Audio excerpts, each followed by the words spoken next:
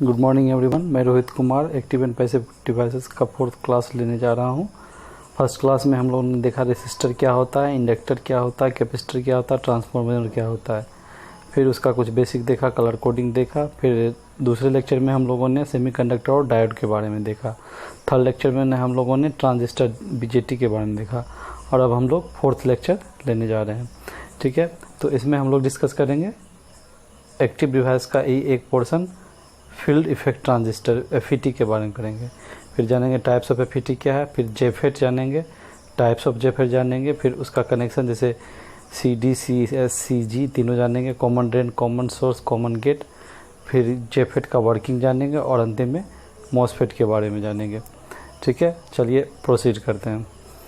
पहला एफईटी का फुल होता है फील्ड इफेक्ट ट्रांजिस्टर। इसका क्या है, its operation depends on control input voltage. इसमें क्या है, इसका ऑपरेशन डिपेंड करता है कंट्रोल इनपुट वोल्टेज पे। इनपुट वोल्टेज ही इसका ऑपरेशन कंट्रोल करता है, इसलिए इसको हम क्या कहते हैं, वोल्टेज कंट्रोल डिवाइस। जहाँ ट्रांजिस्टर क्या था हमारा, करंट कंट्रोल डिवाइस, ये क्या है, voltage control device. Field effect transistor क्या है, यूनिपोलर डिवाइस है। यूनिपोलर मतलब सिर्फ मेजोरिटी करियर के कारण करंट फ्लो होगा। वहीं ट्रांजिस्टर का क्या था, बायपोलर, नाम ही था बायपोलर। उसमें क्या मेजोरिटी और माइनॉरिटी करियर दोनों ही करंट में कंट्रीब्यूट करता था। ठीक है, ये भी उसी की तरह 3 टर्मिनल डिवाइस है, सोर्स, गेट और ड्रेन। वो क्या था, बेस, कलेक्टर और इमीटर। तो इसमें हम जानेंगे हर एक का काम। सोर्स क्या है, जैसे उसमें कलेक्टर था, सोर्स ऑफ कैरियर सोर्स था। इसी तरह यहाँ सोर्स क्या है, सोर्स ऑफ मेजोरिटी कैरियर है। ड्रेन क्या है, it drains of majority carrier. और गेट क्या, it controls the movement of majority carriers moving from source to drain. तो इसका जो सोर्स है वो क्या है, सोर्स ऑफ मेजोरिटी करता है। उसी तरह वहाँ पर क्या था, इमीटर था। इमीटर क्या था, सोर्स की तरह एक्ट करता था। यहाँ जो ड्रेन है वो किसकी तरह ये एक्ट करता है, यहाँ कलेक्टर के, उसमें कलेक्टर की तरह एक्ट करता था। ये क्या है, मेजोरिटी को ड्रेन करता है। वहाँ पे क्या, drain out, power drain out करता था।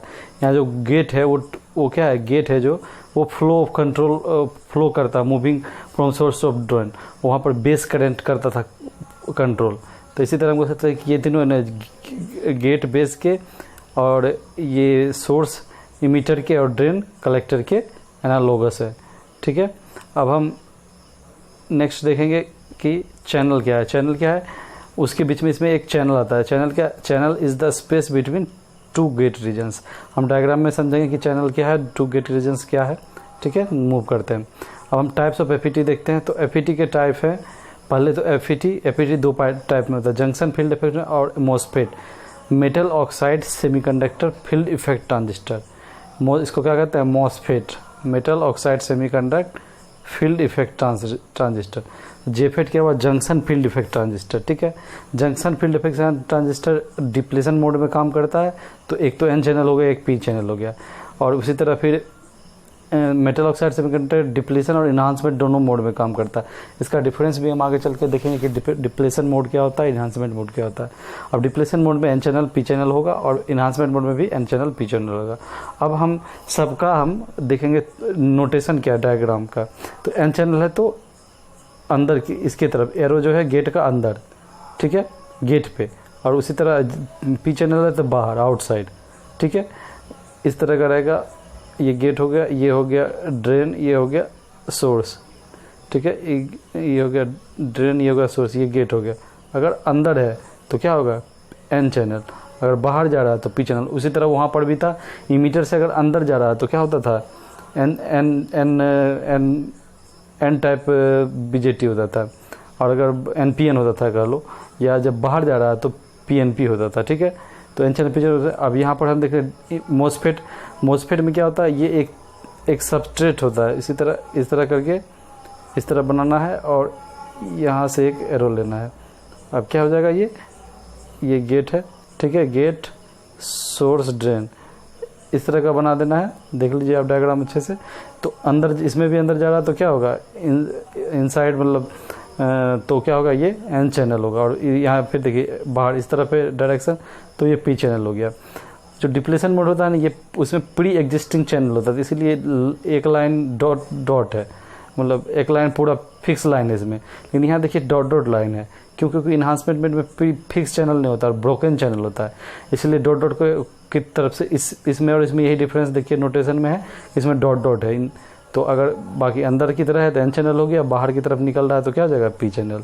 तो इस तरह से नोटेशन हमको एक का ध्यान रखना है और उसके बाद सबका रखना है। इसका ये आपसे एग्जाम में पूछ सकता है। तो क्या है, फिर से एक बार हम रिवाइज करते हैं। अंदर जा रहा है तो गेट, बाहर जा रहा है तो सॉरी एन चैनल, और गेट पे और बाहर जा रहा है तो पी चैनल।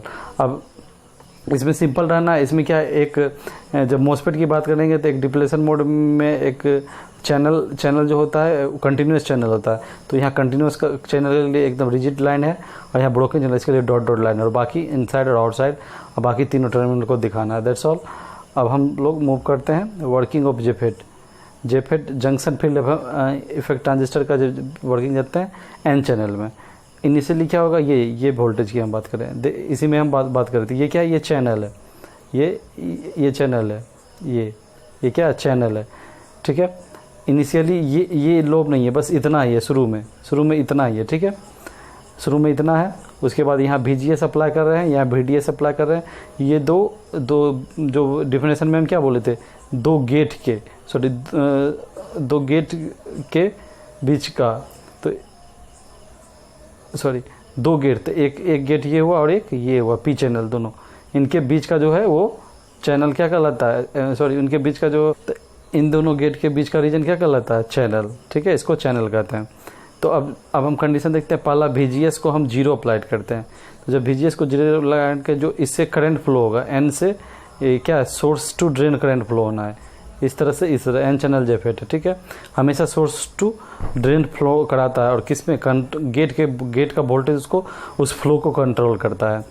यही इसका वर्किंग है। तो पहले जब 0 लगाए तो पूरा ये सिर्फ इतना शेप है, ये जो बड़ा वाला शेप है ये नहीं है, ठीक है। तो पहले सिर्फ इतना है, तो एन टाइप्स में आराम से मूव कर रहा है इलेक्ट्रॉन और हमारा करंट है। तो उस समय क्या है, जब 0 वोल्ट अप्लाई कर रहे हैं तो ID बराबर क्या है, IDSS, वो क्या है, मैक्सिमम ड्रेन करंट है।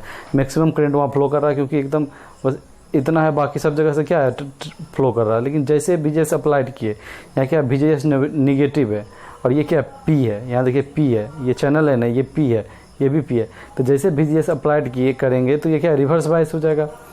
ये पी टाइप सेमीकंडक्टर है तो रिवर्स बायस, तो ये क्या होगा, पेनिट्रेट करना डीप शुरू करेगा। जैसे जैसे पेनिट्रेट अंदर करेगा चैनल के अंदर, क्या है, ये जो पूरा करंट फ्लो कर रहा था, इलेक्ट्रॉन मूव कर रहा था, अब धीरे धीरे नैरो होता जाएगा, धीरे धीरे सटता जाएगा।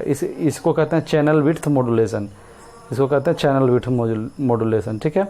तो इस चैनल विड्थ के मॉड्यूलेशन के कारण ये नैरो होना शुरू करेगा और धीरे धीरे जो इलेक्ट्रॉन तेज़ी से तो जाएगा, लेकिन मतलब नंबर ऑफ इलेक्ट्रॉन्स इसमें क्या, जैसे से मतलब पहले क्या था, एक बड़ा सा जगह था, धीरे धीरे नैरो होता जा रहा है। अब एक छोटा सा कह सकते हैं सुराख टाइप है, तो और इलेक्ट्रॉन का स्पीड तो बढ़ जाएगा, लेकिन नंबर ऑफ इलेक्ट्रॉन्स जो ऐसे मोबाइल हो रहा था वो कम हो जाएगा। तो धीरे धीरे ये क्या है, ये टच भी हो जाता है, तो उसको पंच थ्रू कहते हैं, ठीक है। तो ये इतना मतलब इतना less number of majority carriers पहुंचने लगेगा और धीरे धीरे आईडी जो ये आईडी जो शुरू में जब VGS 0 था तो आईडी क्या था, मैक्सिमम IDSS, वो धीरे धीरे रिड्यूस होकर कहाँ आ जाएगा, 0। यही है वर्किंग एन चैनल जेफेट का, ठीक है। अब हम चलेंगे P channel JFET. P channel JFET में वही है कि जब पी चैनल है तो यहाँ क्या होगा, एन टाइप सबस्ट्रेट यानी एन टाइप गेट होगा।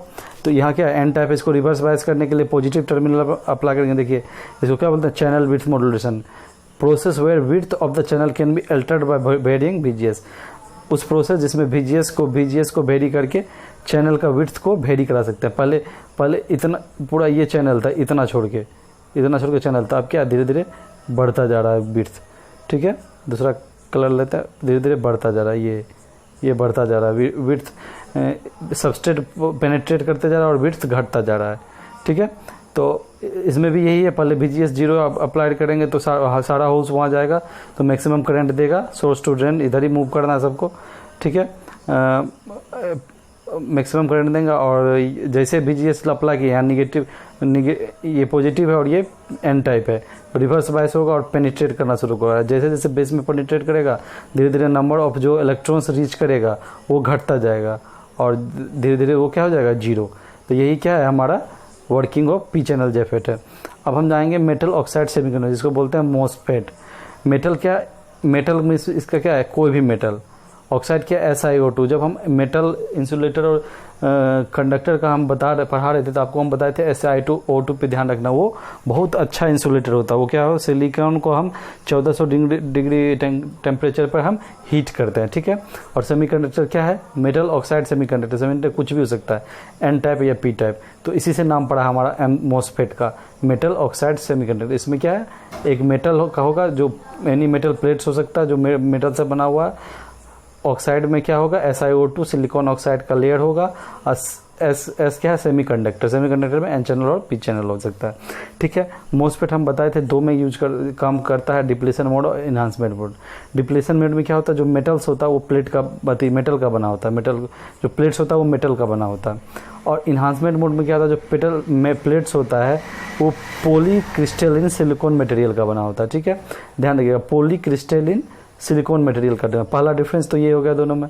दूसरा क्या है, यहाँ प्री एग्जिस्टिंग चैनल होता है और यहाँ क्या है, कोई भी प्री एग्जिस्टिंग चैनल नहीं होता, वो इंड्यूस्ड होता है चैनल, ठीक है। यहाँ कंटिन्यूस चैनल होता है और यहाँ क्या होता है, ब्रोकन चैनल होता है।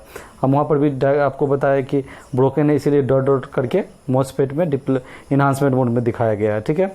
और जो डिप्लीशन मोड होता है वो डिप्लीशन मोड की तरह भी वर्क कर सकता है और इन्हांसमेंट मोड की तरह वर्क कर सकता है। क्यों, क्योंकि जो ब्रोकन चैनल, जो चैनल प्री एग्जिस्टिंग चैनल है, क्योंकि अगर प्री एग्जिस्टिंग नहीं भी है तो लेकिन इंड्यूस चैनल तो बनना ही नहीं था। अगर पहले से चैनल है तो कोई दिक्कत नहीं है, तो उसमें क्या इन्हांसमेंट और डिप्लीशन दोनों मोड में वर्क कर सकता है। लेकिन ये क्या है, सुटेबल सिर्फ इन्हांसमेंट मोड में, क्योंकि अगर चैनल नहीं है तो इसको जरूरी है पहले पूरा चैनल वो भी बनाना, ठीक है। तो प्रिंसिपल ऑफ डिप्लीशन मोड का था, डिप्लीशन मोड का प्रिंसिपल है क्या, VGS को अप्लाई करना है इस तरह की मेजॉरिटी कैरियर का फ्लो चैनल में कम जाए, रिड्यूस हो जाए, ठीक है। ये डिप्लीशन मोड का काम है। और इन्हांसमेंट का मोड काम करता है कि VGS इस तरह से अप्लाई कि उसके जो चैनल में मेजॉरिटी कैरियर्स का फ्लो बढ़ जाए, ठीक है। उसका जस्ट उल्टा कि डिप्लीशन मोड का में हम कब काम करते हैं, जब हम चाहेंगे कि VGS ऐसे अप्लाई करें कि उसमें जो हमारा फ्लो है वो इलेक्ट्रॉन, जैसे अगर N चैनल जेफेट में थे तो चैनल में N है तो इलेक्ट्रॉन का फ्लो कम जाए और इसमें क्या है, बढ़ जाए इन्हांसमेंट मोड में। यही इन दोनों का मेन है प्रिंसिपल में डिफरेंस, ठीक है। अब रिप्रेजेंटेशन ऑफ जेफेट हम देखते हैं क्या है, किस तरह से कर सकते हैं। ये आपको एग्जाम में पूछ सकता है। ये दोनों N चैनल जेफेट तो हम आपको बता चुके हैं कि गेट अगर बाहर की तरफ जा रहा था P चैनल हो गया, अंदर की तरफ जा रहा था N चैनल हो गया। अंदर जा रहा है N चैनल, बाहर P channel, drain, source, gate. और इसको अगर इस तरह से भी डायग्राम करते हैं, P टाइप का दूसरा सबस्ट्रेट, एक N चैनल, गेट, ड्रेन और सोर्स, और ये दोनों गेट के बीच का चैनल है तो दोनों से कनेक्शन। उसी तरह इसमें भी कर सकते हैं कि ये ले लेंगे, जैसे अब हम एक बना के आपको दिखाते हैं P चैनल का। यहाँ क्या, अगर चैनल P है तो ये जो सबस्ट्रेट होगा गेट का वो N होगा, ठीक है। ये N हो गया, ये N हो गया। अब ये दोनों आपस में कनेक्टेड हो गया, यहाँ से ये गेट हो गया, ये हो गया ड्रेन और ये हो गया सोर्स। इस पे अच्छा से नहीं बन रहा, लेकिन आप डायग्राम देख के आप अच्छे से देख सकते हैं कि किस तरह से बना हुआ है, ठीक है। हम नेक्स्ट मूव करते हैं। मोस्फेट का रिप्रेजेंटेशन भी हम वहाँ पर बताया, लेकिन फिर से एक बार देख लेते हैं। मोस्फेट में क्या इन्हांसमेंट हो रहा है, ब्रोकन चैनल यहाँ देखिए क्लियरली दिख रहा है। ये क्या होगा, गेट, ये क्या होगा ड्रेन, और ये क्या होगा सोर्स। उसी तरह यहाँ क्या होगा, गेट, सोर्स, और ये क्या होगा ड्रेन, ठीक है। तो इन्हांसमेंट मोड में देख रहे ब्रोकन यहाँ पर उसे सेम है, अंदर जा रहा है तो N चैनल, बाहर जा रहा था P चैनल। यहाँ पर सेम है, बस खाली ब्रोकन की जगह क्या है, फिक्स चैनल हो गया। अब आई थिंक यहाँ पर क्लियर हो गया आपको कि डायग्राम कैसे बनाना है, ये ध्यान रखना है आपको। अब मोस्फेट का उस तरह का रिप्रेजेंटेशन है, पूरा डायग्राम वाला रिप्रेजेंटेशन। इसमें क्या है, सिमिलरली यहाँ पर भी क्या है, चैनल कौन सा, P टाइप, यानी P चैनल है ये, ठीक है।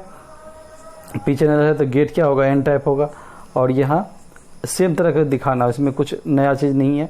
जिस तरह आप जेफेट दिखाए इसी तरह, क्योंकि यहाँ पर हम आपको मेटल दिखा नहीं पाएंगे, इसीलिए सेम तरह का दिखाना है। अब हम इसी तरह इसमें यहाँ पर N टाइप चैनल हो जाएगा तो गेट क्या हो जाएगा, P टाइप हो जाएगा। यहाँ गेट है या ड्रेन है और यहाँ सोर्स हो जाएगा, ठीक है। अब नेक्स्ट स्लाइड मूव करते हैं। अभी हम शुरू में बताए कि सोर्स जो है एनालॉग है क्या, एमीटर का, गेट है जो बेस का, जो ड्रेन है वो कलेक्टर का।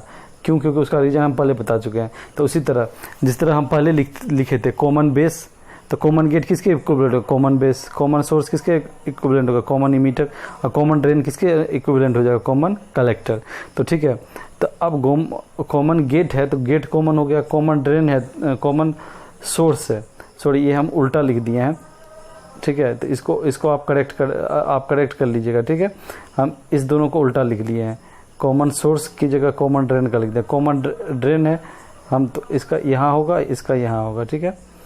तो कॉमन ड्रेन है तो ड्रेन कॉमन है, और कॉमन सोर्स होगा तो सोर्स कॉमन होगा, ठीक है। तो हमेशा अगर कॉमन जब गेट है तो ठीक है, उसी तरह जब गेट था, कॉमन गेट होने का मतलब कॉमन बेस, जब बेस था कॉमन तो क्या था हमारा इनपुट, याद कीजिए। तो बेस कॉमन होने तो इमीटर इनपुट था, कलेक्टर आउटपुट था। तो इमीटर किसके, सोर्स इनपुट हो जाएगा, और कलेक्टर किसके, ड्रेन आउटपुट हो जाएगा, ठीक है। उसी से हम एनालॉगस से हम क्लियर कर सकते हैं।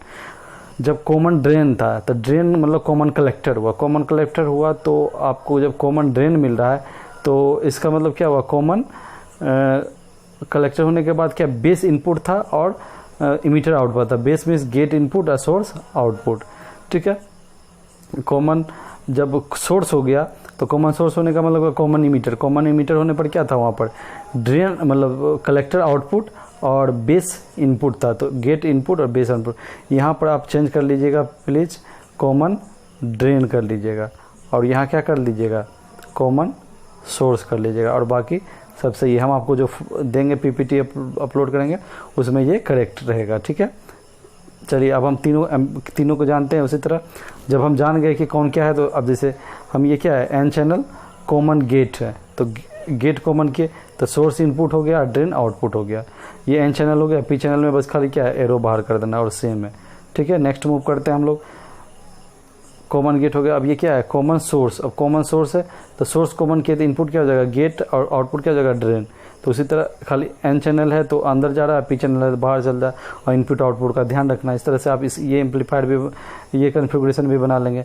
अब कॉमन ड्रेन है, ड्रेन जब कॉमन है तो हमको ड्रेन कॉमन है तो इनपुट क्या हो जाएगा, गेट, और आउटपुट क्या हो जाएगा, सोर्स। तो उसी तरह गेट आउटपुट कर दिया, सोर्स गेट इनपुट कर दिया, सोर्स आउटपुट। और फिर इसी तरह एन चैनल है तो अंदर, और पी चैनल है तो बाहर, और इसमें कुछ नया नहीं करना है। और that's all for about FET। और अगर आपको FET से कोई भी किसी भी तरह का डाउट है, किसी भी तरह का सवाल पूछना है तो आप यूट्यूब पे कमेंट में डाल सकते हैं। That's all for today, thank you.